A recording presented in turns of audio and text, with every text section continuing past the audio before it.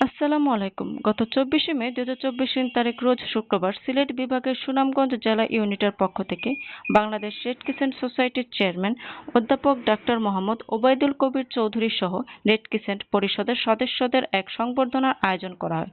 সকাল ৮:৩০ ঘটিকায় সিলেট ওসমানী আন্তর্জাতিক বিমানবন্দরে VIP lounge red crescent Sylhet ইউনিটের ভাইস চেয়ারম্যান ফেরদৌস আহমেদ চৌধুরী রুহুলের সভাপতিত্বে ও বাংলাদেশ রেড ক্রিসেন্ট সোসাইটির জাতীয় ব্যবস্থাপনা পর্ষদের সদস্য মোস্তাক আহমেদ পলাশের পরিচালনায় উক্ত সংবর্ধনা অনুষ্ঠানটি পরিচালিত হয়। উক্ত সংবর্ধনা অনুষ্ঠানে উপস্থিত ছিলেন বাংলাদেশ রেড ক্রিসেন্ট সোসাইটির vice chairman Lutfar Rahman Chowdhury Helal, managing বোর্ডের সদস্য Munshi Kamruzzaman Kajal, advocate Suhana Tahmina, Rabindra Mohan Saha, Mohammad Abdul Hamid, advocate Mahbuba Rahman Talukdar, Razia Sultana Luna, Alhaj Kazi Mozammel Hossain Tuku, advocate Shihab Uddin Shaheen, Mafizur Rahman Babul. সকালের নাস্তা শেষে তারা সুনামগঞ্জ জেলার দিকে রওনা হয়। জেলার চেয়ারম্যানের ছোটবেলার স্কুল সরকারি জুবলি উচ্চ বিদ্যালয় পরিদর্শন করে।